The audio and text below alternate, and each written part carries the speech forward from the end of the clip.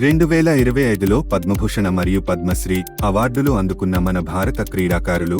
Padma Bhushan award గ్రహీత పి.ఆర్. శ్రీజేష్ భారత hockey జట్టుకు విశిష్ట సేవలు అందించి టోక్యో 2020 మరియు పారిస్ 2024 ఒలింపిక్స్లో బ్రాంజ్ పతకాల విజయంలో కీలక పాత్ర పోషించాడు. పద్మశ్రీ అవార్డు గ్రహీతలు: రవిచంద్రన్ అశ్విన్ భారత టెస్ట్ క్రికెట్లో రెండో అత్యధిక వికెట్లు పడగొట్టిన బౌలర్. సత్యపాల్ సింగ్ భారత పారాథ్లెటిక్స్ జట్టుకు ప్రధాన కోచ్గా 15 సంవత్సరాలు సేవలందించారు.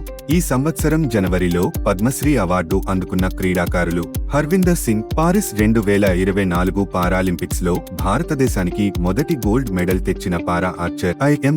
విజయన్ భారత ఫుట్బాల్లో దశాబ్దాల పాటు సేవలు అందించి దేశానికి గర్వకారణంగా నిలిచిన లెజెండరీ ప్లేయర్. మన క్రీడాకారుల విజయాలు దేశ గౌరవాన్ని పెంచుతున్నాయి.